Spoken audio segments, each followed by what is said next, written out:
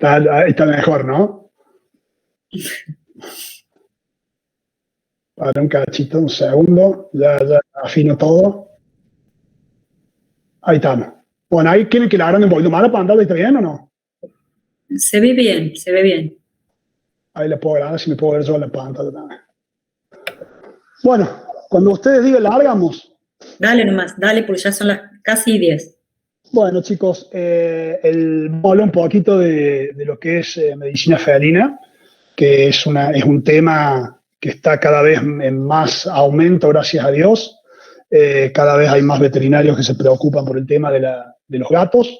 Así que vamos a hablar un tema simple, un tema que cada vez va en aumento, cada vez se diagnostica eh, mayor cantidad de casos de hipertiroidismo felino. Lo vamos a hacer una presentación primero de hablar un poquito de la enfermedad, para que ustedes tengan más o menos una noción, el que no lo sabe, de qué se trata esta enfermedad. De todas formas, tengo entendido que están haciendo el tema de cómo es de los casos clínicos de hormonas, así que algo ya tienen que saber, tienen que estar más o menos sabiendo.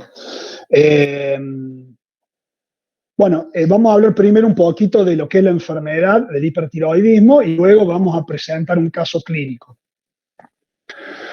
Primero vamos a hablar un poquito vamos a dar una definición de lo que es el hipertiroidismo. En realidad el hipertiroidismo es el aumento de la secreción de la hormona tiroidea, la T4, que generalmente es una secreción de tipo autónoma, ¿eh?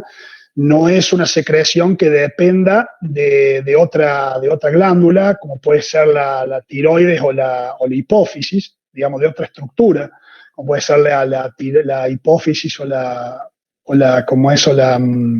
el hipotálamo o el hipófisis, perdón, como puede ser en el caso en el perro, por ejemplo, el Cushing, el síndrome Cushing, que la afección puede estar radicada en la propia glándula adrenal o un poco más arriba. O en el caso del hipotiroidismo canino, que la afección puede ser propia de la glándula o puede ser, digamos, una afección en hipófisis, hipotálamo hipófisis. Esto generalmente, el hipertiroidismo se produce por una secreción autónoma, es decir, es la misma glándula. Voy a permitir entrar un segundito. Es la misma glándula la que comienza en forma desenfrenada a aumentar los niveles de hormona tiroidea. Es, como dije anteriormente, es una de las endocrinopatías más frecuentes en la especie felina.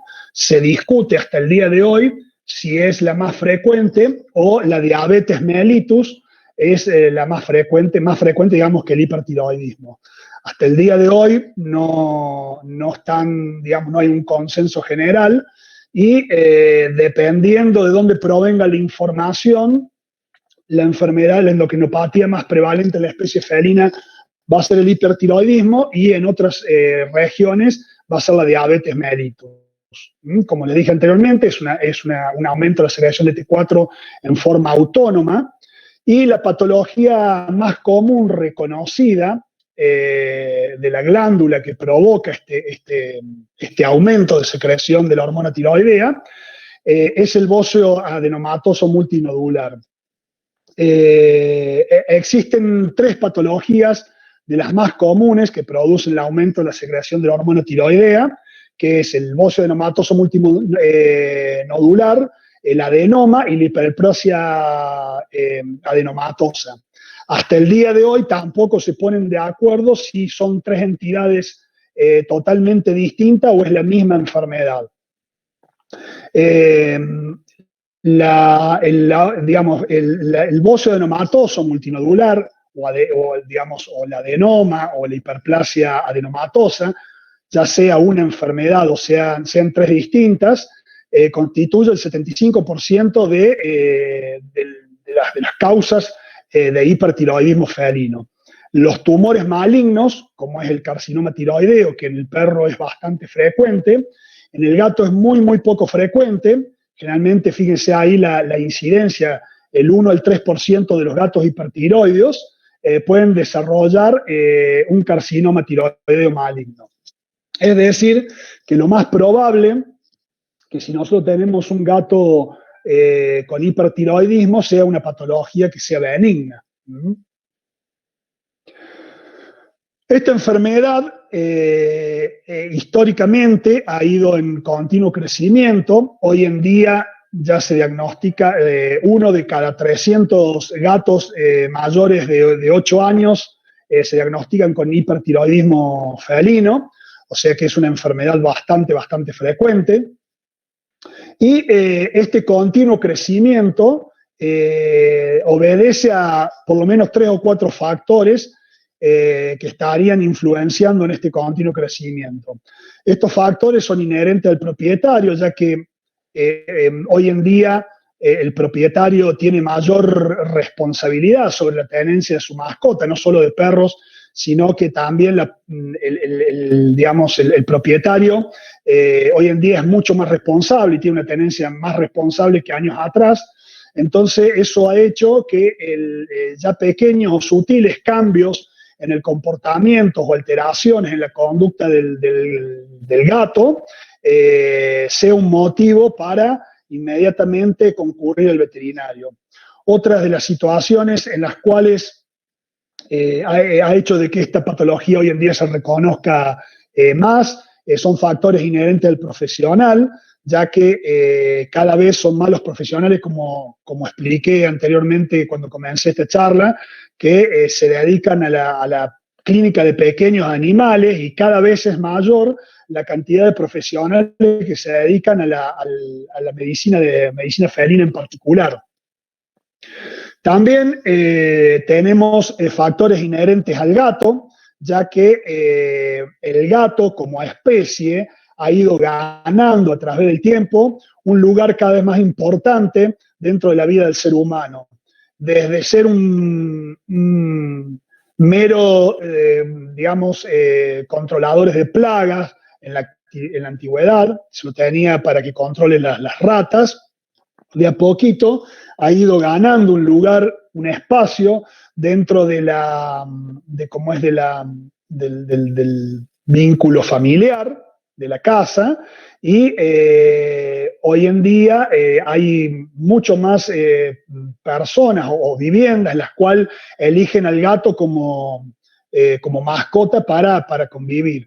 También hay factores ambientales en el cual hacen de que haya más gatos como mascotas, en el sentido de que la vida cada vez hay más familias, que tienen que son familias muy pequeñas, que viven en espacios más reducidos, en departamentos, y la mascota y el gato se constituye como una mascota ideal para vivir en un lugar, digamos, más acotado, más cerrado o con menos movimientos. También al verse que la afección de la tiroides se da en ambos lóbulos tiroideos y que no existe una cierta comunicación entre ambas tiroides, se piensa que hay un factor endógeno o ambiental que haría de que esta enfermedad sea muy común en la especie felina. Dentro de el factor más importante que se toma en cuenta endógeno es la especie felina, que es una especie predispuesta al desarrollo del hipertiroidismo. Y en cuanto a factores ambientales, por muchos años se le puso el ojo en la nutrición, en la alimentación, como factores vociogénicos, ya que el comienzo o la mayor descripción de casos de hipertiroidismo a través de la historia se dio en Estados Unidos, en ciertas zonas de Estados Unidos, casualmente en la década del 79, 80, entre la década del 70 y 80, y en los años 60 comenzó en Estados Unidos la fábrica de alimentos balanceados y alimentar a las mascotas con alimentos balanceados.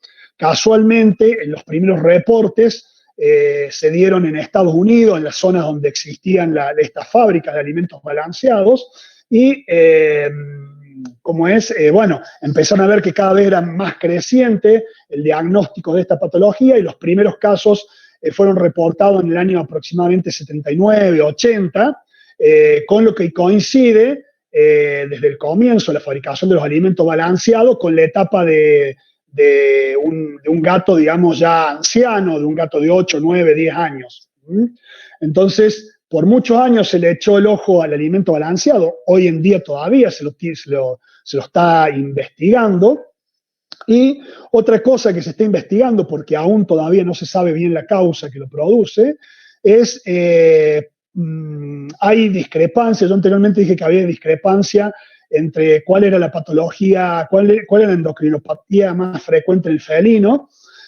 Por un lado tenemos los europeos que la nombran a la diabetes mellitus como la patología más frecuente en el gato, y en Estados Unidos el hipertiroidismo como la patología más frecuente. Una explicación que se le quiso dar por muchos años, que todavía no hay nada contundente ni bien establecido. Permiso, voy a dejar entrar a una persona.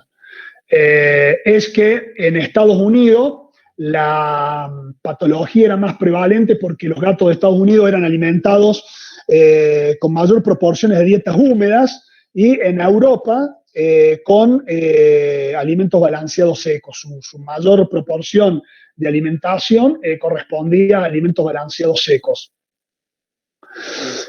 ¿Cuáles son los datos importantes en el tema de la reseña de un gato hipertiroideo?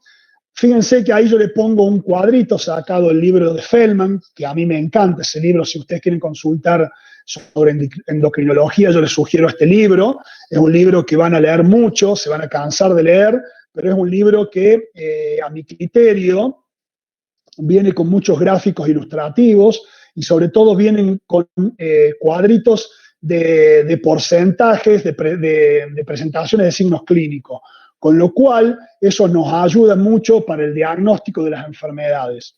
El hipertiroidismo es una enfermedad que realmente afecta a gatos mayores de 8 años. Fíjense en el cuadrito sacado de este libro cómo la mayor prevalencia se da entre los 8 años y los 20 años, con una media, digamos, de prevalencia, una mayor incidencia de la prevalencia de la enfermedad, más o menos aproximadamente a los 13 años, a los 12, entre los 12 y los 14 años, donde se da la mayor cantidad de casos. Y entre los 4 años, si bien se han visto gatos con hipertiroidismo de 4 años, pero el rango que va de los 4 a los 8 años, solo un 5% o menos de un 5% fueron diagnosticados con hipertiroidismo felino. De ello se desprende que sería no raro, o sea, no es que sea una mosca blanca, pero es bastante raro encontrar un gato menor de 8 años con un hipertiroidismo. En realidad, por ahí tendríamos que poner como diagnósticos tentativos o probables a otras patologías que producen los signos clínicos antes que el hipertiroidismo. Pero, como ven ahí, el rango etario es muy amplio, va de los 4 hasta los 20 años. Este cuadrito a ustedes también les va a servir de una forma ilustrativa y gráfica para recordar cuándo es la forma, en qué edad es mayor la presentación de casos clínicos del hipertiroidismo felino. No se ha encontrado una predisposición de sexo, se da tanto de la misma forma en hembras como en machos, ni racial, aunque se ha encontrado que estas dos razas, que es el siamés o el himalayo, se cree que son más resistentes a las enfermedades, a esta enfermedad, perdón.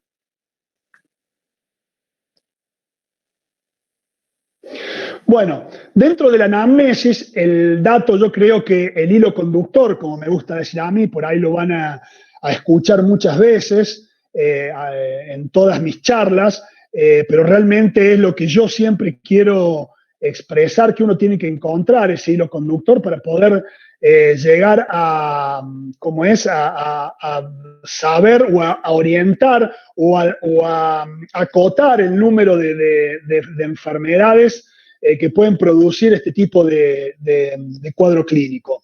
La pérdida de peso y la polifagia es la puerta de entrada a el hipertiroidismo felino. Generalmente son gatos que comen mucho y que no engordan. No se me están mandando muchos mensajes, no sé si son consultas, perdón, voy a mirar.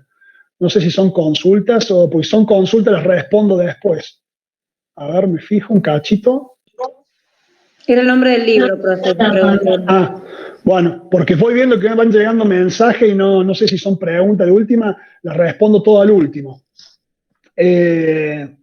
Bueno, la polidipsia y poliuria, si bien ya van a ver después cómo le voy a mostrar que se puede dar un gato que tenga hipertiroidismo, pérdida de peso y polifagia y no tenga polidipsia y poliuria, es también bastante frecuente. También la hiperactividad, la inquietud y la agresividad son causas de motivo de consulta o de quejas del propietario hacia el veterinario de cosas que está padeciendo su mascota, ¿no? La polipsia poliuria no es porque haya una patología renal, sino que el aumento del metabolismo produce un aumento de la tasa de filtración glomerular, con lo cual produce una poliuria y compensatoriamente produce una polidipsia. O sea que el aumento de la micción produce el aumento del consumo de líquido, todo debido a la alta tasa de filtrado glomerular que se manifiesta en esta patología.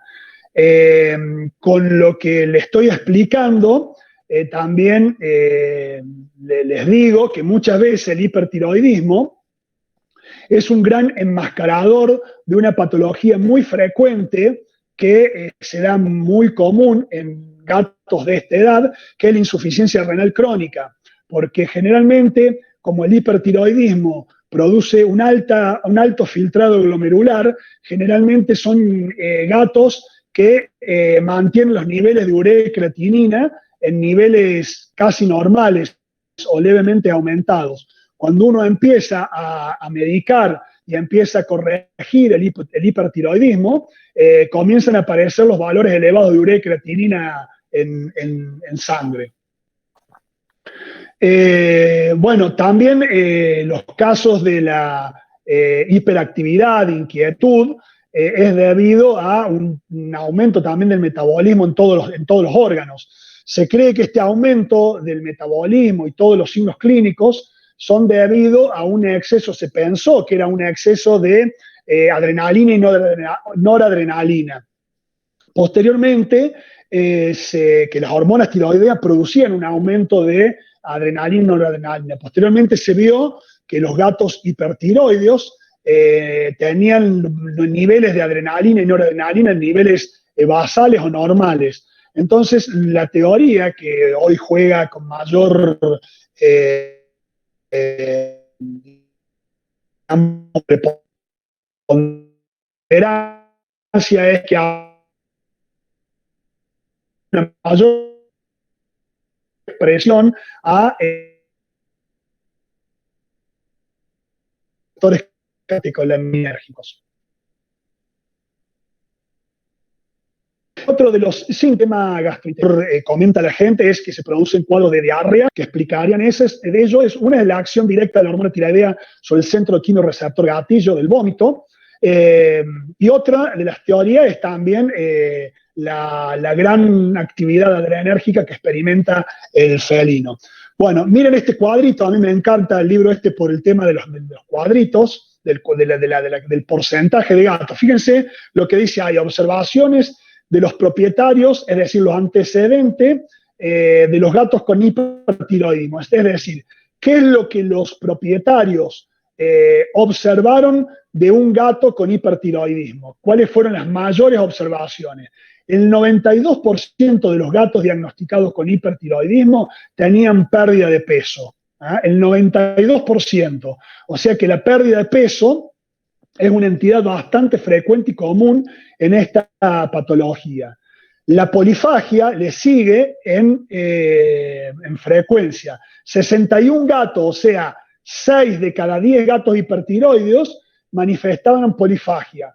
Polidipsia, poliuria, 50%. O sea, 5 de cada 10 gatos tenían polidipsia y poliuria.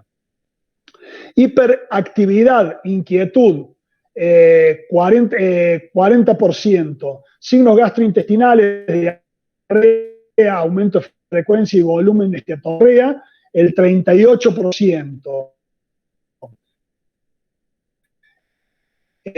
Cambios en el hipotiroidismo, generalmente los cambios cutáneos que se producen en el hipertiroidismo es un pelo enredado, apelmazado, desgreñido, por falta de acicalamiento muchas veces, y muchas veces la hiperactividad, la hiperdescarga tirotóxica o los altos niveles de tiroxina hacen de que sea un animal muy irritativo, muy nervioso y se arranque los pelos por el mismo lamido o mordido. Signos respiratorios, disnea, jadeo, tos y estornudo, el 23%. Bueno, y sigue ahí la lista, no vamos a relatar todo, pero fíjense que ya la pérdida de peso es el 92% de los gatos. ¿Qué quiere decir? ¿Por qué me gustan esta tabla? Porque una de las errores que cometen los alumnos y los veterinarios en las primeras instancias después de haber egresado es confirmar o descartar una determinada patología porque no se presente tal signo o porque no esté o porque esté ausente o esté presente tal o cual signo. Y en realidad, primero que hay un dinamismo de la enfermedad, de otra palabra que a mí me gusta mucho usarla, que no siempre lo vamos a encontrar con todo el crisol de síntomas clínicos. Entonces, no siempre vamos a encontrar todos los signos del hipertiroidismo. Cuando se presenta, resulta muy, muy seductor porque es muy fácil de diagnosticarlo. Fíjense el diagnóstico diferencial para gatos con polifagia y pérdida ponderal. El hipertiroidismo, la diabetes mellitus, produce polifagia y pérdida ponderal. A eso, a la diabetes mellitus, le tenemos que sumar que también tiene polipsia, poliuria. Por eso, siempre el hipertiroidismo y la diabetes mellitus marchan al frente de los dos diagnósticos diferenciales de un gato que se presente con las 4P. Dieta de mala calidad o insuficiente, que en realidad no le estén dando de comer en forma adecuada, que a usted le parece una estupidez, pero se suelen dar, sobre todo cuando viven comunidades de gatos. Hay gente que son reclutadoras de gatos y tienen, yo he tenido clientes que tenían 68 gatos y muchas veces, si bien la comida y la alimentación no corresponde, no produce no es un motivo por el cual haya pelea en la especie felina, como sí ocurre en la canina. Generalmente el gato respeta, come cuando puede. Es raro que peleen por la alimentación. Cuando es escasa e insuficiente pueden presentarse motivos de agresión, sobre todo cuando son, digamos, cuando viven muy confinados. Enfermedad gastrointestinal, dentro de ella el síndrome de mala absorción, o sea que haya un problema a nivel de enzimas pancreáticas, y un síndrome de mala absorción, que haya un problema a nivel intestinal, en la barrera intestinal, y un síndrome de mala asimilación o mala digestión, cuando haya una deficiente producción de enzimas digestivas, como por ejemplo la pancreatitis. Y el hiperadrenocorticismo, que en realidad lo que produce el hiperadrenocorticismo es una diabetes mellitus, el exceso de corticoide, digamos, y los gatos con hiperadrenocorticismo tienen mayores predisposiciones a sufrir de diabetes mellitus. Bueno, en el examen físico, o sea, ya dijimos que dentro de los datos más importantes que relata el propietario es la polifagia, pérdida ponderal, polidipsia, poliuria, dentro de los y la inquietud o la hiperactividad. Dentro de los datos que uno puede recabar de la revisación clínica es lo que es la pérdida de peso, o sea, ver un gato demasiado, y ser un gato generalmente hiperkinético, ansioso, digamos, difícil de revisar, por la gran, digamos, hiperactividad que posee. Otra de las cosas otro de los datos que podemos recabar del examen físico es una masa cervical palpable, que ya vamos a ver más adelante que es muy, muy importante realizar la palpación del cuello de todos los gatos mayores de 8 años.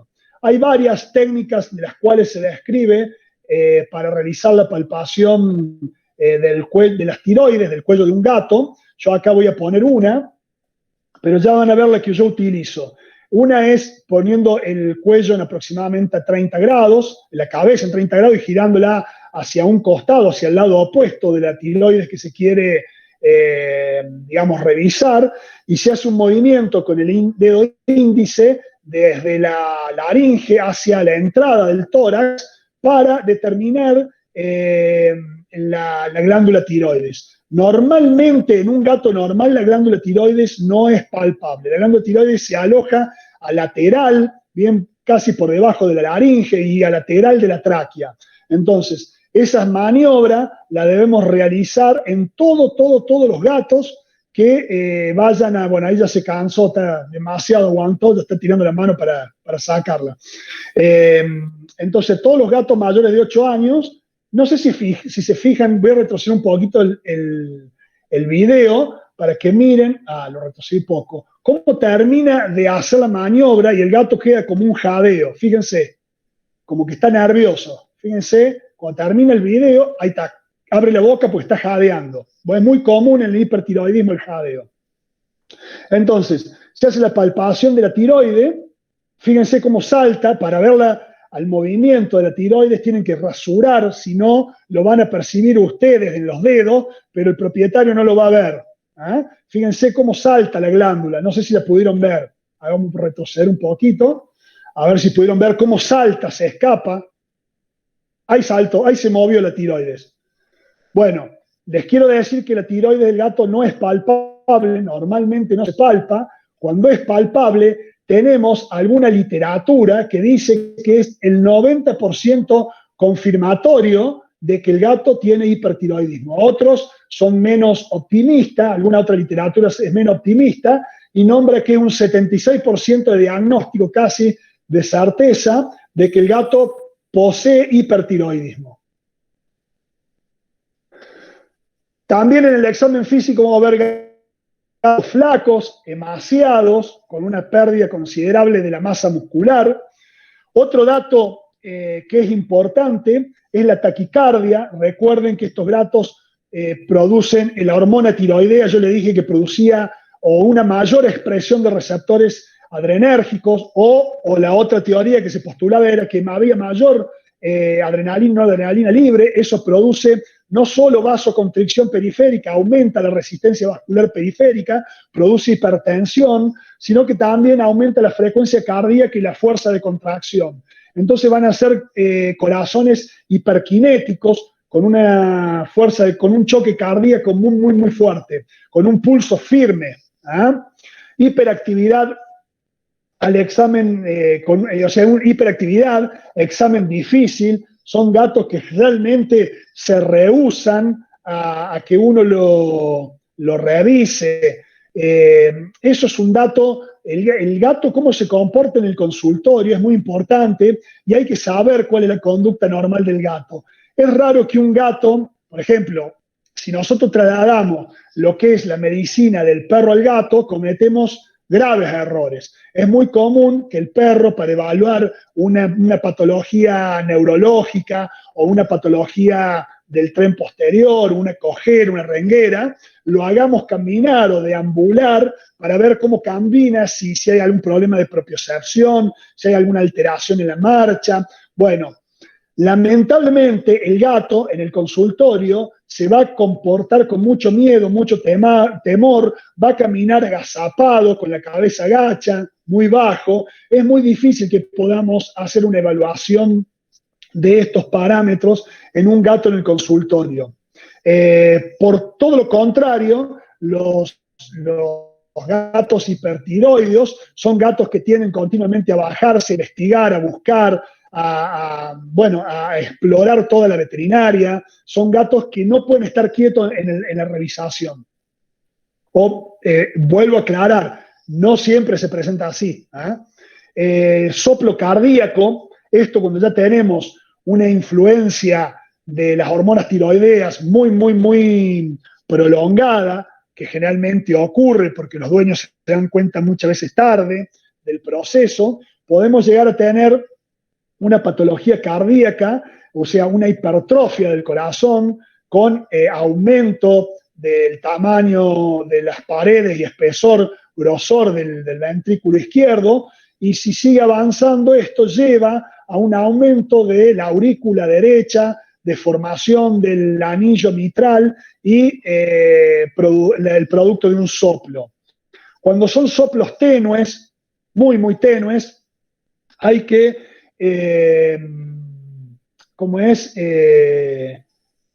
generalmente soplos de 2, de 6, 1 de 6, 2 de 6, 3, hasta 3 de 6, pueden deberse a hipercinetismo, hiperquinetismo del ventrículo derecho. O sea, los gatos muchas veces cuando tienen frecuencias cardíacas muy elevadas, pueden llegar a producir en la ocultación un soplo que es generalmente un soplo muy tenue. Generalmente los soplos cardíacos son soplos con una intensidad de 3 de 6 para arriba. También podemos, cuando el corazón está sentir latidos de galopes, que se llama, que es por el desdoblamiento del segundo y tercer ruido, por la ocultación del tercer y cuarto ruido, que normalmente no se auscultan. Y generalmente se ausculta como si fuera un galope de un caballo. Bueno, por último, en el examen físico vamos a ver el acicalamiento. Fíjense esta tablita, que son los hallazgos más frecuentes ahora del veterinario en la revisación clínica. La palpación de la tiroides, una tiroides palpable, se detectó en el 91% de los gatos hipertiroideos. Quiere decir que hay menos de un gato que puede tener hipertiroidismo y no tener una tiroides palpable. ¿Estamos?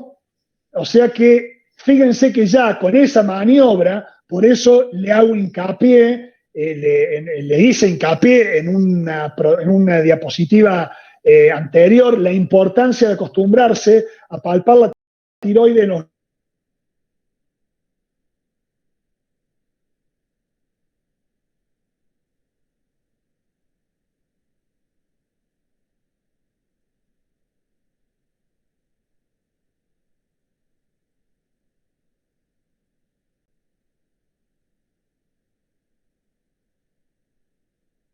gatos que tratar un hipertiroidismo. O 3 gatos pueden que no sean flacos y no por eso vamos a descartar un hipertiroidismo. Hiperactividad, examen difícil, el 41% de los veterinarios entraron en los gatos hipertiroideos, cambios cutáneos el 36%, riñones pequeños, generalmente asociado a un incremento de temperatura rectal, 14%. Recuerden que el hipertiroidismo está muy relacionado con la insuficiencia renal, porque el hipertiroidismo lo que produce es una vasoconstricción periférica, es decir, se cierran todos los grifos por una afección a largo plazo, una insuficiencia renal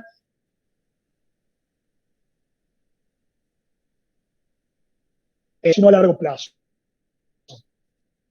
Incremento de la temperatura rectal, algunos gatos son hipertérmicos, ritmo cardíaco de galope, el 12%, bueno, y así sigue la lista. ¿Qué les quiero decir y mostrar con este cuadro? Que yo ya teniendo un gato con polifagia, pérdida de peso, si a eso le sumo que tiene polipsia y le palpo la tiroides, casi les diría que tengo el 98%, 99% de posibilidad de que sea hipertiroideo ese gato. Fíjense cómo una patología que cuando ustedes se empiecen a acostumbrar a palpar la tiroides, la van a diagnosticar más frecuentemente. ¿Qué otras alteraciones laboratoriales? Bueno, no laboratoriales, sino laboratoriales, otros métodos complementarios que se usa para el diagnóstico. En realidad, con lo que yo les dije anteriormente, ya tenemos casi todo cocinado, ya tenemos todo dilucidado. Pero ¿qué podemos encontrar? Podemos encontrar incrementos de ALT o GPT, es muy frecuente, prácticamente el 76% o 75% o 70% de los gatos hipertiroideos producen aumentos de ALT y GPT y fosfatasa alcalina. Los aumentos generalmente son de 100 a 400. Normalmente, si son mayores a 400, ya hay que ver si no hay una patología hepática concurrente.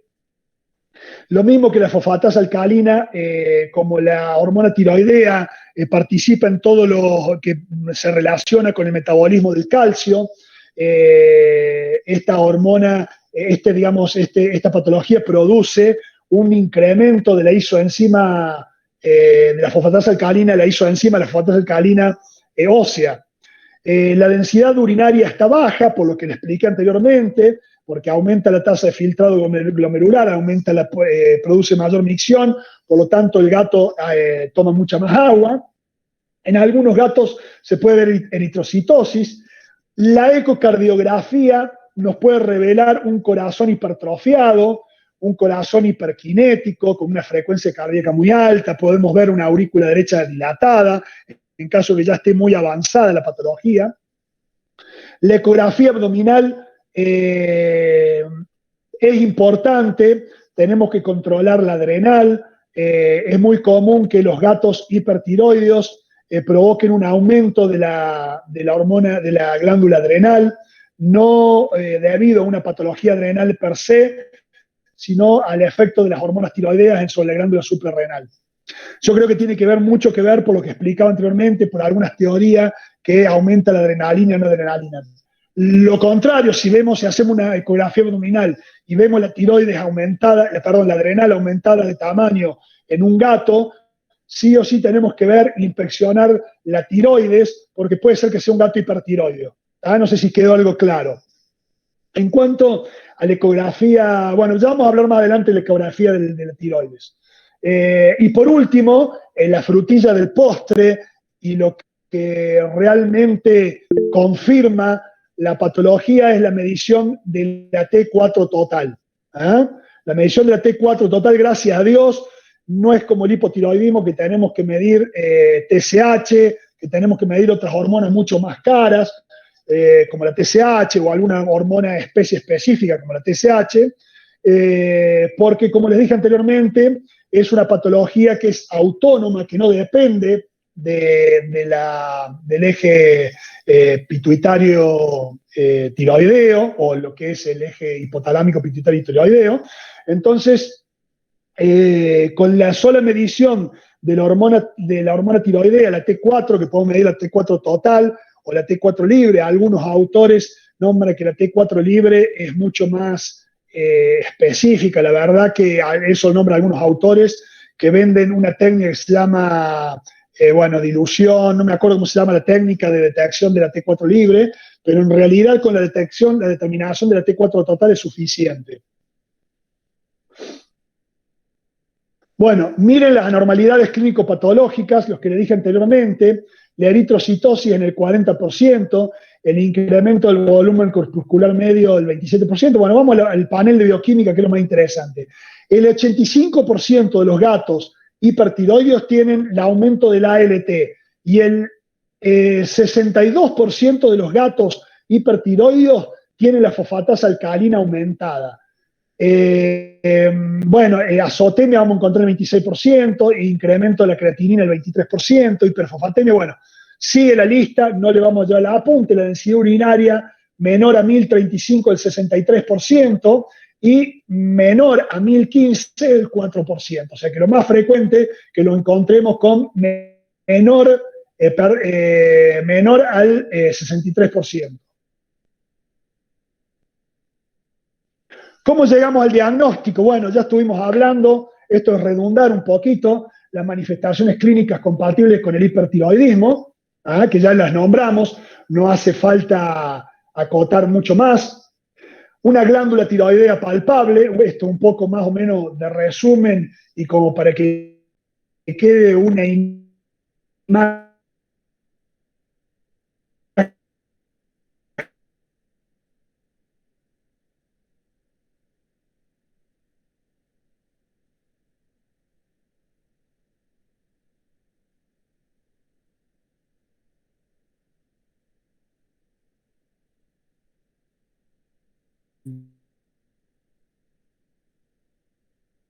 para firmarlo esos escasos que tenemos T4 normal y tenemos, bueno, por ejemplo, Castillo, que es un referente en lo que es manifestaciones clínicas, perdón, una clínica de hipertiroidismo, un montón de signos clínicos de hipertiroidismo, con una glándula tiroidea palpable, más que encontremos la T4 dentro del valor normal, es un gato hipertiroideo, se considera hipertiroideo porque tarde o temprano lo va a ser, si no es al momento que le hacemos el estudio, lo va a hacer más adelante. Y ya les voy a explicar por qué.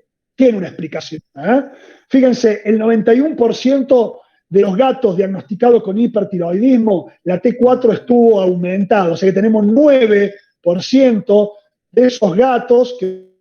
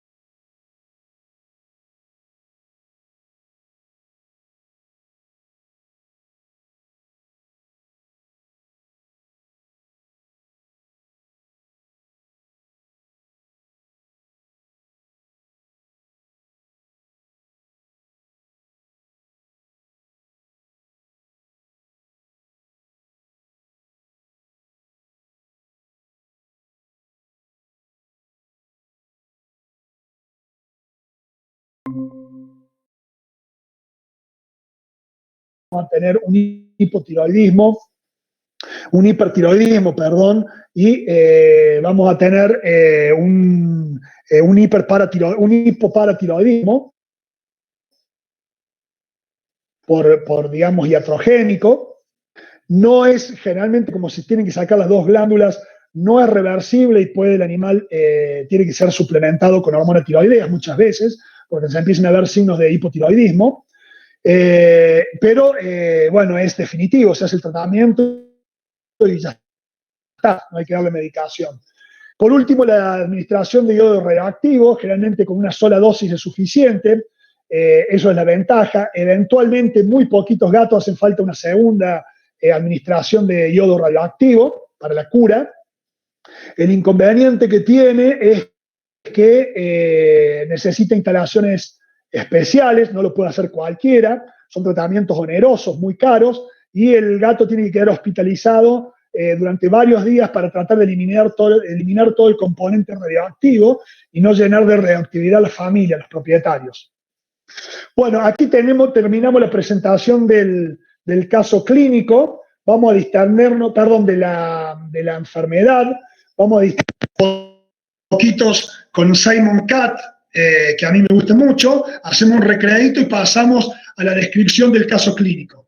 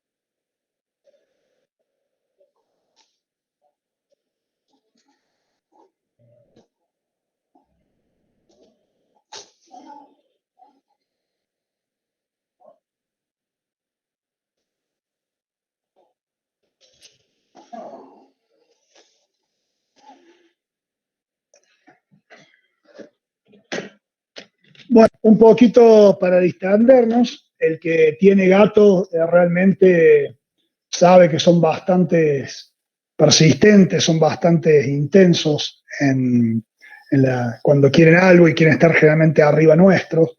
Y bueno, y que también los hombres cuando vemos a los partidos de fútbol perdemos, digamos, toda la noción de lo que está pasando alrededor. Bueno, vamos a presentar el caso clínico. Ya pasó una hora de clase, vamos a tratar de terminarlo Pablo, Sí, hay sí. dos preguntas acá. ¿Querés que la hagamos después para no cortar o querés que la hagamos ahora? Hacemos ahora, dale, claro. Digo, después hacemos en todo caso las de los casos, pero Bueno, la del caso. dale. Dice, la densidad urinaria está baja, pero no tanto como la diabetes insípida, ¿puede ser?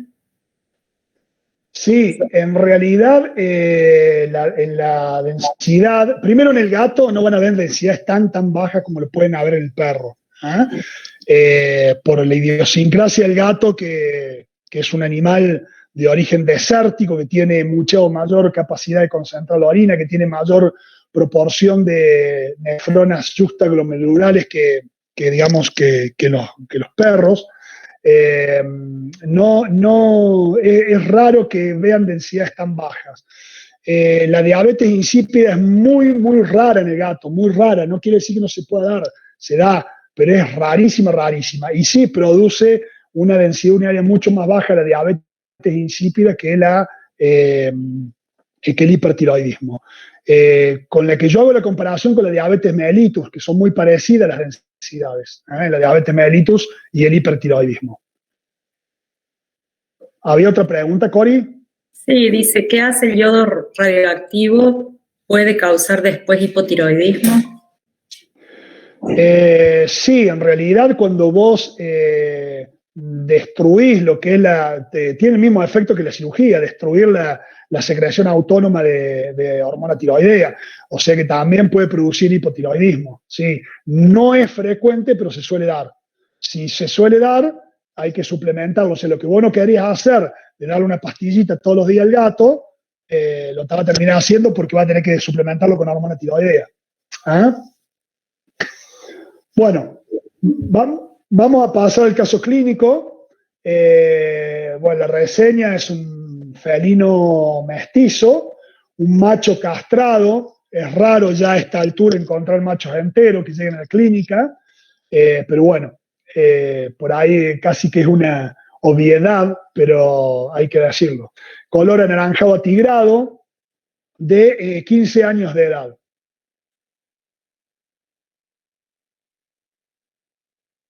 ¿Qué relata la propietaria en la anamnesis? Nino es un gato que estaba en el trabajo de la propietaria. La mujer vivía en Buenos Aires. Cuando se jubiló, se viene a vivir acá en Río Cuarto, porque no sé si la hija o quién vivía acá en Río Cuarto. Cuando se jubiló, se vino para acá y lo sacó del trabajo y se lo llevó, se lo trajo acá a Río Cuarto a la casa. Siempre fue un gato sano. Habría que ver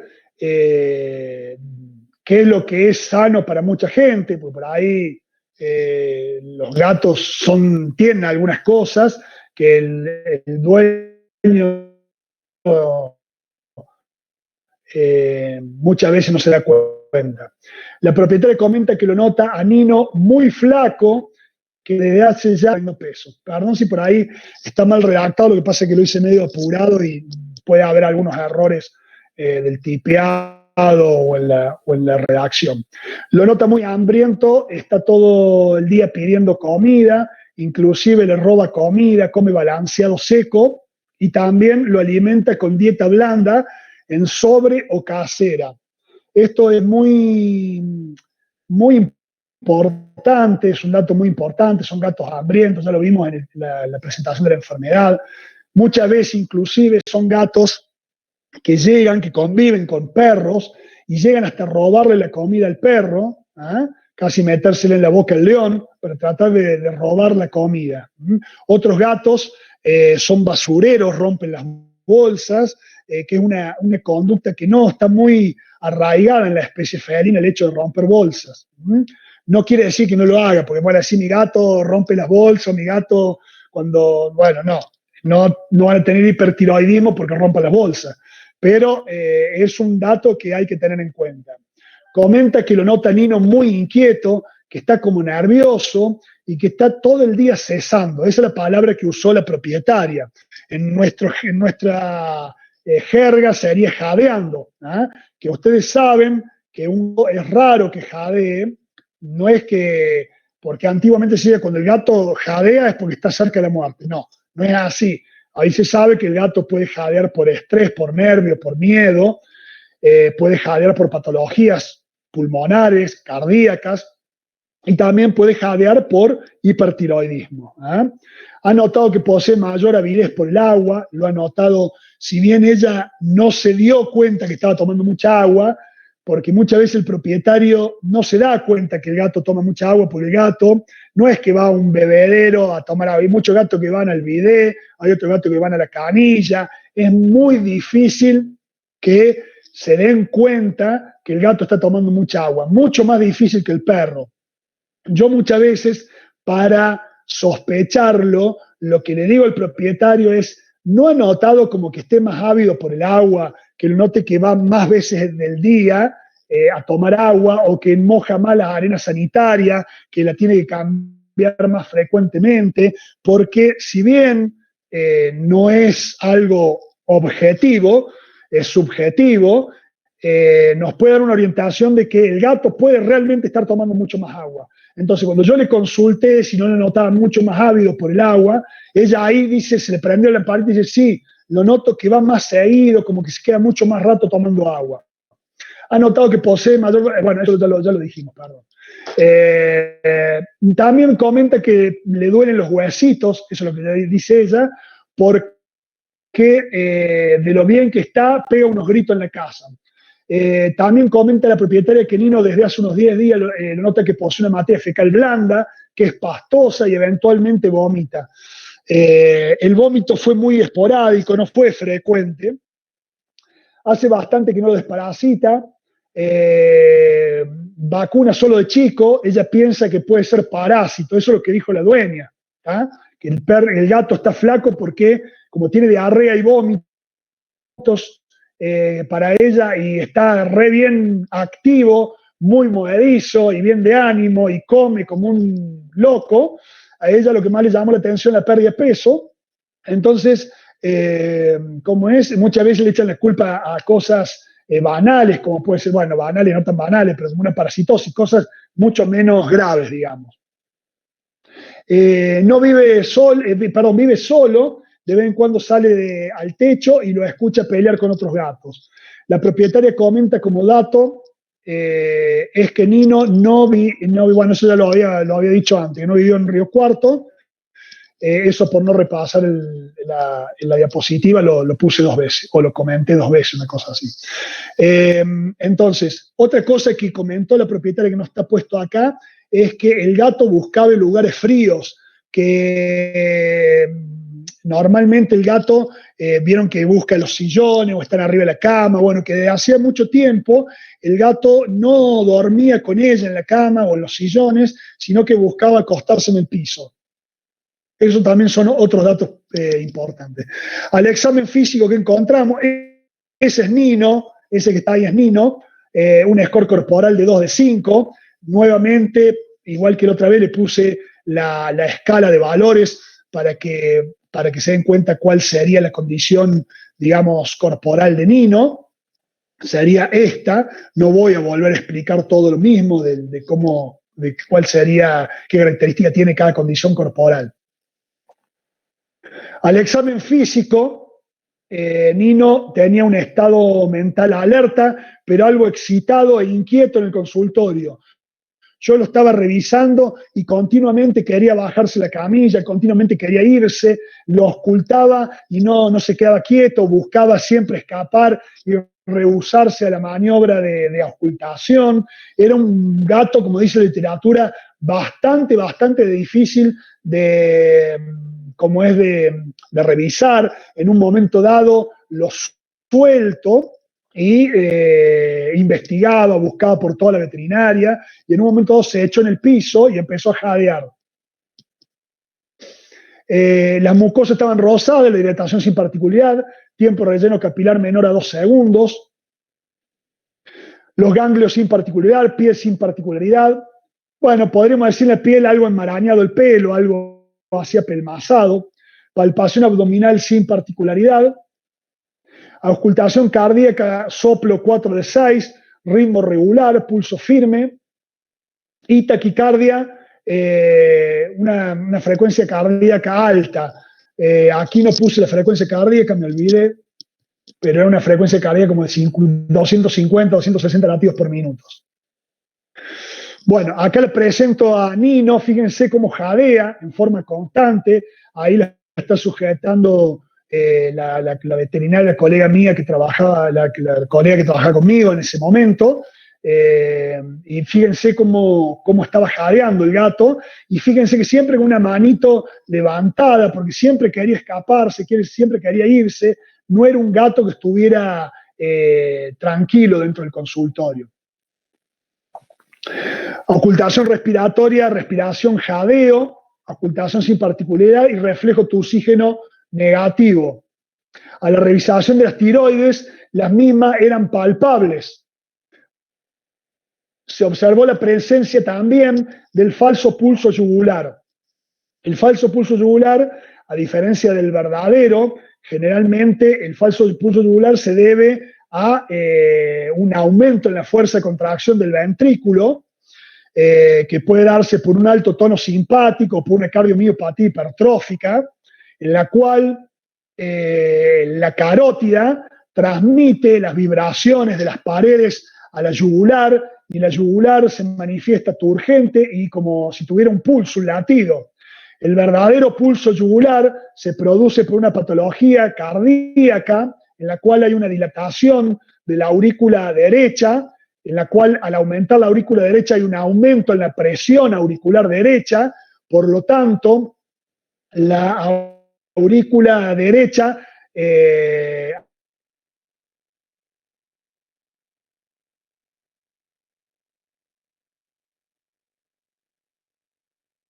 a la y craneal en forma turgente, bien grande.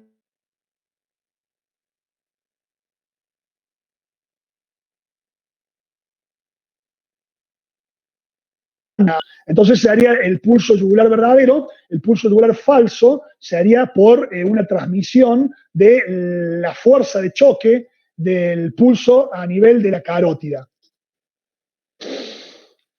Acá le voy a mostrar cuál es la maniobra de palpación que yo hago de la tiroides. Yo hago una maniobra de palpación también monomanual, pero con 2 dedos, con el pulgar y con el índice. Palpo las 2 tiroides a la vez.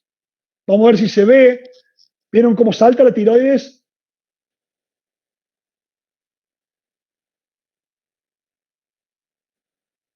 Bueno, ahí la hago con un dedo, ahí no van a ver que salte. Ahí se escapó. Ahí saltó. En las primeras imágenes se muestra bien cómo la tiroides. Ahí escapó. Bueno, no sé si se dan cuenta que hay un movimiento hacia abajo de la tiroides. ¿Ah? Lo voy a poner nuevamente para que vean la maniobra. Viene lateral de la tráquea y yo la hago ascendente. En vez de descendente, la hago ascendente.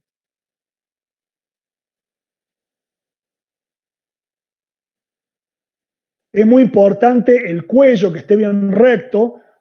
Ahí van a ver, ahí saltó. Fíjense del lado del índice mío, ahí lo voy a ver, lo voy a poner de nuevo acá. Fíjense del lado del índice mío, ahí saltó.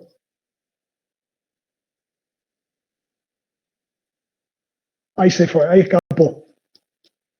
Bueno, y por último, ahí vemos el pulso. Fíjense esa yugular cómo está latiendo. Fíjense la frecuencia cardíaca que tiene ese gato, ¿no?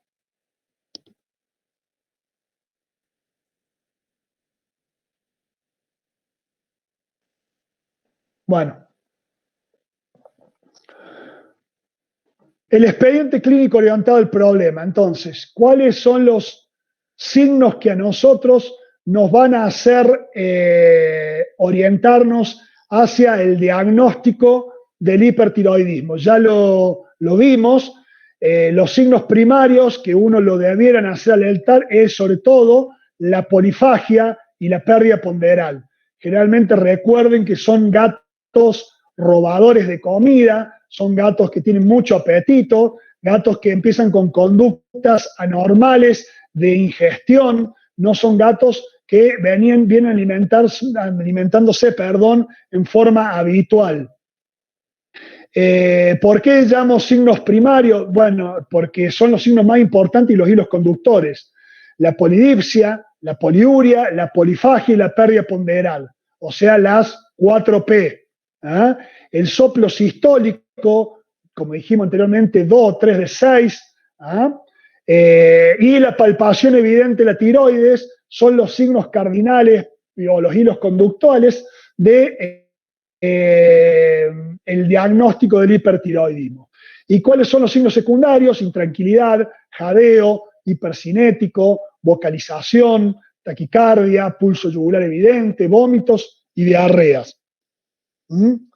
Secundarios yo llamaría que podemos encontrar muchas enfermedades, o son digamos, secundarios a los primarios, o son muy inespecíficos. En cambio, ya los gatos que tienen polifagia y pérdida ponderal, no son muchos los diagnósticos, ya los vimos que entran en el diagnóstico diferencial de estos dos signos. Ahora, si tenemos pérdida de peso, pero no está comiendo más, o está con poco apetito, bueno, ya ahí el diagnóstico, el abanico diagnóstico se agranda, porque son muchas las enfermedades que cursan con pérdida de peso y pérdida del apetito. Entonces vuelvo a repetir hasta el hartazgo, la polifagia y la pérdida ponderal. ¿Cuáles son los diagnósticos presuntivos que tuvimos? La insuficiencia renal crónica por la polipsia poliuria. Si bien hay pérdida de peso, pero no hay polifagia en la insuficiencia renal crónica. Pero sí lo tuvimos en cuenta por la polipsia poliuria. Diabetes mellitus, bueno, el hipertiroidismo lo metimos dentro del diagnóstico diferencial. Un síndrome de mala asimilación, un síndrome de mala absorción, que ya lo habíamos nombrado. La mala nutrición, o que el propietario sea poco cuidadoso, no, porque era una propietaria que ya te das cuenta que se preocupa mucho por el gato, ya con la anamnesis, que lo trajo de Buenos Aires cuando se jubiló, o sea, no es un gato que esté mal alimentado. ¿Cuál sería el listado de estudios a pedir? Un análisis de sangre y orina completo, la determinación de BIF y BILEF, dos enfermedades muy comunes que pueden producir también adelgazamiento. Generalmente no va acompañada con aumento del apetito, pero sí puede producir adelgazamiento. Como puede producir tanta variedad de signos, puede el BILEF o el SIDA o la leucemia pueden afectar el riñón, puede producir insuficiencia renal. Entonces siempre hay que pedir una determinación de BIF y BILEF para ver que también no esté concomitantemente con el hipertiroidismo. Y también para emitir un pronóstico a la propietaria. Determinación de la T4 total, ecocardiografía cardíaca para ver el estado cardíaco, el grado de hipertrofia de las paredes del ventrículo izquierdo, y para ver también la dilatación de la aurícula izquierda, o sea, el grado de avance de esa patología cardíaca, para saber qué medicación le vamos a hacer y para también tener un pronóstico de la enfermedad. Y también es importante la medición de la presión arterial, porque si el animal, lo más probable es que esté hipertenso, si llega a haber hipertensión, va a haber que medicar, va a haber que darle algún medicamento para bajar la presión arterial. Yo le voy a decir, bueno, este cuadrito lo vamos a pasar rápido porque ya lo vimos, pero fíjense que dentro de lo que dicen las quejas del propietario y el examen físico, básicamente que con la pérdida del peso, que es el 92%, la polifagia, el 62% de los casos, la poliuria, que es la polipsia poliuria, la polipsia poliuria, que es el 47% de los casos, y la tiroides palpable y delgadez, que tienen un gran porcentaje también, ya tenemos casi el diagnóstico de hipertiroidismo. ¿Cuáles son los hallazgos laboratorios? Ya los vimos. Estoy un poco repasando, y vamos a ver un poco lo que nosotros encontramos. A nivel del eritrograma y del leucograma, sin particularidades, no, vamos a ir un poquito rápido porque vamos a ver los detalles de lo que sí encontramos, datos relevantes. En la orina encontramos una densidad urinaria de 1034, dijimos que eran por debajo de 1035 los gatos hipertiroideos. El resto es básicamente normal. Bueno, y acá están los más jugosos, la urea en 51, la normal está 40, la creatinina está en 1, o sea que podríamos, entre comillas, descartar un problema renal, aunque sabemos que si tenemos un gato hipertiroideo, puede que los niveles de urea y creatinina estén dentro de los valores normales por el aumento de la tasa de filtrado glomerular que producen estos pacientes. Fíjense la GPT 468, o sea que estamos dentro del 86% de gatos que tienen aumento de GPT, y la GOT también estaba aumentada en forma más leve, y la fosfatasa alcalina 467 también estaba aumentada. La glucemia estaba normal, Y fíjense, las hormonas tiroideas tenían 16,5 microgramos por decilitro. El valor máximo de referencia hasta 5, 4,7 del laboratorio en lo cual realizamos el estudio. O sea, yo he tenido gatos hipertiroideos con 7, con 8, con 9, con 5, con 4,5, con tiroides palpable. Es el primero que tengo con tanta cantidad de tiroxina. Pero hay gatos que tienen más todavía. En cursos que he realizado, hay gatos que han llegado hasta 30, 25, 30 de tiroxina.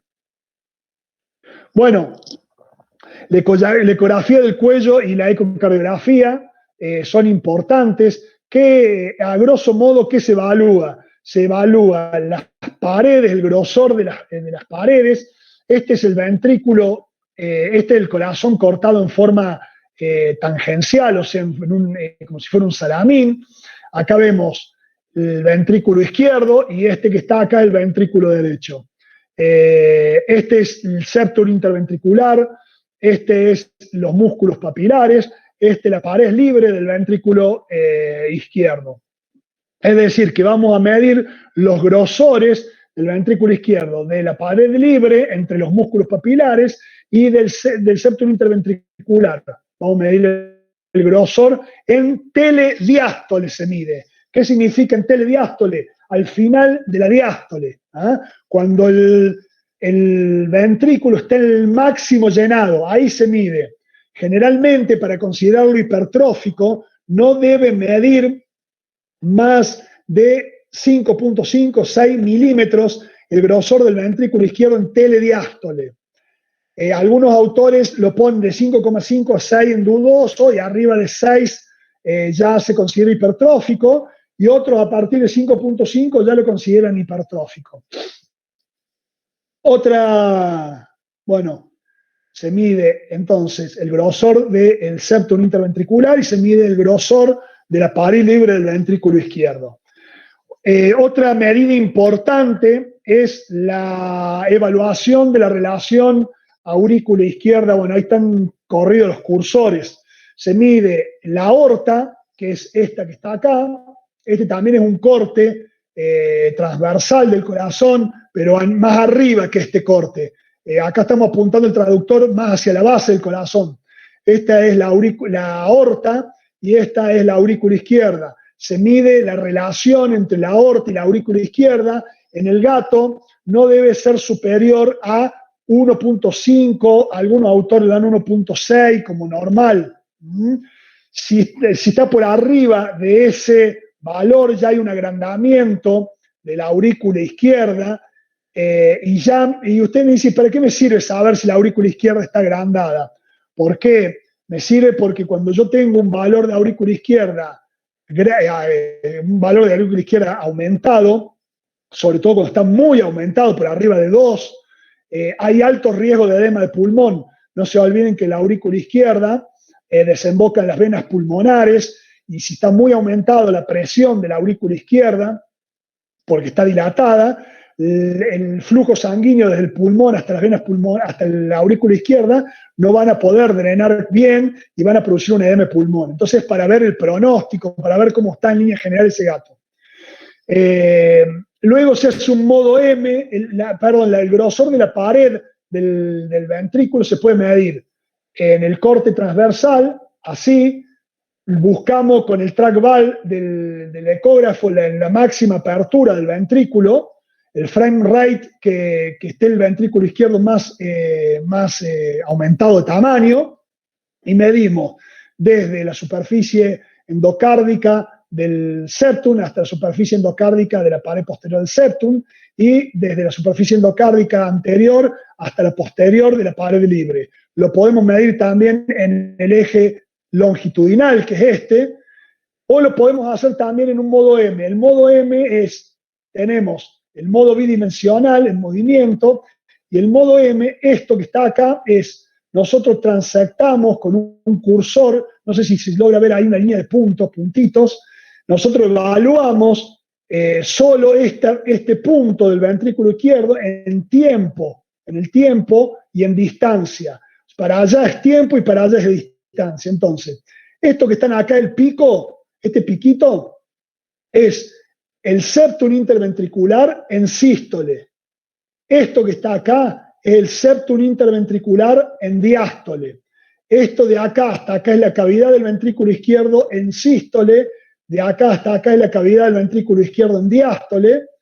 Entonces, medimos de acá hasta acá. Como lo tenemos que medir en telediástole, se mide acá al final de la diástole. O sea, todo esto es la diástole. Se mide de acá hasta acá y se mide de acá hasta acá. ¿Está claro? O sea, se mide de este es la sístole, toda la diástole. Como se mide el final de la diástole, la telediástole, se mide de acá hasta acá, porque ya acá comienza otra sístole. Se mide de acá hasta acá y de acá hasta acá. Esa medición no debe superar los 5,56 milímetros de espesor. Este es el gatito Nino. Fíjense la pared engrosada, si la comparan con la diapo anterior. Fíjense cómo están engrosadas las paredes, ya subjetivamente y sin medir, se ve que están engrosadas. Esa aurícula izquierda, aunque parece aumentada de tamaño, fíjense la frecuencia cardíaca que tiene, impresionante. A pesar de que se ve muy agrandada, cuando se hizo las mediciones, dio un valor de 1,45. O sea, eso es un pronóstico mejor para él, porque si bien tiene una cardiomiopatia hipertrófica secundaria a un hipertiroidismo, que teóricamente con una medicación podemos llegar a revertirla o disminuirlo el grosor de la pared del ventrículo, sabemos que ya no hay un cambio en la aurícula izquierda, que ese cambio no lo vamos a poder modificar con el tratamiento. Entonces el pronóstico es mucho mejor para ese gatito. Acá estoy haciendo, en esta figura estoy haciendo las mediciones, acá estoy haciendo todo, estoy midiendo en telediástole y estoy haciendo en sístole. Bueno, fíjense que el septum interventricular en diástole dio 52, creo que dice, dio dentro del valor normal, pero en la pared posterior, el ventrículo izquierdo, en diástole dio 7,1, o sea, esta pared dio engrosada. Muchas veces las hipertrofias no son parejas, muchas veces las hipertrofias se dan más en el septum, más en la pared o en ambos lados. Entonces, este gato se considera que ya tiene un hipertiroidismo, una cardiopatía hipertrófica. También le hicimos ecografía del cuello, a pesar que la ecografía, esta es la tiroides en un corte transversal, si no me equivoco, sí, transversal. Ahí vemos la tráquea, esto que está acá la tráquea. Esta es la carótida. Me doy cuenta que es transversal porque tenemos la carótida así, a este nivel, digamos, redondita. Y esta es la glándula tiroides, que está muy, muy aumentada de tamaño. Si bien no está descripta como la describen siempre en la literatura, que se ven como racimos de uva, como es una hiperplasia adenomatosa macronodular, se ven como nódulos tiroideos, como racimos de uva, pero también está descrito este patrón heterogéneo, con una cápsula bien ecogénica. Esta es la misma tiroides del lado, no me acuerdo si del lado, a ver, ya les digo, del lado derecho, en un corte longitudinal. Fíjense que yo puse para evaluar la vascularización. ¿Por qué se evalúa la vascularización? Porque normalmente la vascularización te permite, en la mayoría de los procesos de masas, tumores, de todo eso, te permite inferir es un dato más que le aporta a la clínica, si la patología es neoplásica, maligna o es un proceso benigno. Generalmente los procesos benignos son menos vascularizados y tienen una vascularización que se llama iliar. La vascularización penetra por el ilio del órgano. Cuando son neoplásicas o cuando son malignas, la vascularización es media en todo el parénquima. Bueno, esto es real o es, digamos, más real, salvo en las tiroides del gato. ¿Por qué? Porque los procesos adenomatosos, la hiperplasia adenomatosa o ¿cómo se llama? El adenoma tiroideo, son muy vascularizados en el gato. Entonces yo no puedo decir que esta masa por ecografía es maligna, porque el adenoma tiroideo es, digamos, el adenoma tiroideo, la hiperplasia adenomatosa, son muy vascularizadas. Esta, la tiroides contralateral, fíjense que es más chiquita, pero también está aumentada de tamaño. Y acá tenemos digamos, la del mismo lado, la izquierda, en un corte longitudinal. Fíjense que es mucho más chiquita que la derecha, mucho, mucho más chiquita. ¿Ah? Y ahí se ve la vascularización, la carótida, en un corte longitudinal. Bueno, ¿cuál fue el tratamiento que le hicimos a Nino? Le dimos metimazol, que el nombre comercial es Danantisol, que se usa 2 miligramos kilo, más o menos se da, se usa una dosis de 2,5 a 5 2,5 a 5 miligramos totales, ya estaba diciendo una dosis cualquiera. Realmente se empieza, a mí me gusta empezar con la dosis más baja, yo uso la de 2,5 miligramos totales, es decir, de esa cajita medio comprimido se le da cada 24 horas.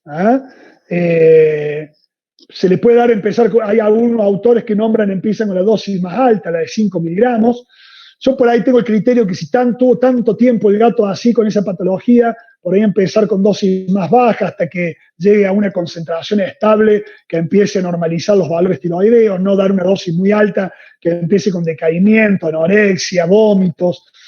Aparte una pastilla ya es más grande, entonces siempre soy un poquito más conservador, empiezo una dosis de 2,5 miligramos gato. Obvio que si tengo un gato mucho más grande, y a lo mejor empiezo con una dosis más grande. Lo mediqué con atenolol. El atenolol tiene la función de bajar la frecuencia cardíaca, no por la hipertrofia, porque generalmente el gato cuando tiene hipertrofia, salvo que esté el tracto de salida del ventrículo izquierdo, es decir, la aorta obstruida por el engrosamiento de la pared del septum interventricular, no se recomienda dar el atenolol. Lo doy para bajar un poco la frecuencia cardíaca y lo doy sobre todo también para bajar la presión arterial, porque estos gatos, si bien no le medí la presión arterial, estos gatos, la mayoría son hipertensos. El cardiotenol, que el nombre comercial del atenolol viene de este fármaco, viene de 6,5, de 12,5 y de 25 miligramos. Realmente el de 25 miligramos el gato no se usa, una dosis muy alta, y la dosis del gato es 6,25 a 12,5 miligramos gato. O sea que yo le estoy dando la de 6,25, un comprimido cada 24 horas. O sea,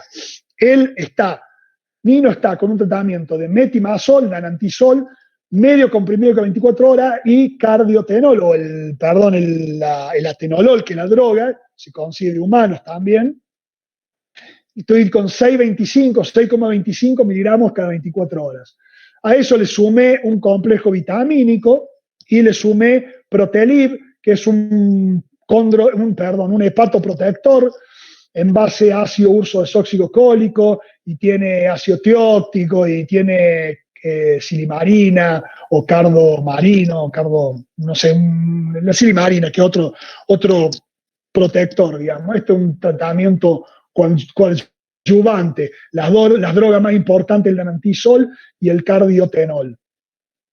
Se repitió el análisis. Bueno, no se vio alteraciones en el hemograma. En el ureanálisis siguió más o menos la misma densidad, 1034, parece que hubiera sido calcado. Y acá se vio unos huevos de capilaria, que bueno, es un parásito que suele verse, un parásito, digamos, de las vías urinarias, que suele verse en perros y en gatos. Y bueno, generalmente no es un parásito muy agresor. Se realiza un tratamiento con un antihelmíntico y bueno, y con eso no apareció más. Se hicieron un ureanálisis de control y no aparecieron más. En el control la urea 36, la creatinina 1,1, o sea que eso es muy bueno porque no apareció ninguna insuficiencia renal encubierta por el hipertiroidismo. Es decir, que ese gato no es un paciente nefrópata. La GPT de 480 y pico bajó a 203, la GOT se normalizó, la fosfatasa alcalina sigue alta, pero mucho menor el valor, la glucosa sigue normal y la tiroxina casi bajó a la mitad. A un mes y medio de comenzado el tratamiento. Ya tiene que venir para el segundo control y todavía no ha aparecido Nino. Seguramente cuando lo ven bien, que está bien, que sé que está bien porque va la dueña a comprar balanceado a la veterinaria y me comenta que está muy bien, que inclusive ha recuperado un poco de peso. Lo que sí se ha puesto un poco mañoso para comer, dice que ahora quiere comer nada más que Whiskas, perdón, di una marca comercial, perdón por el chivo, que dieta húmeda quiere comer. Bueno, chicos, espero que le haya sido útil. Terminamos el caso clínico.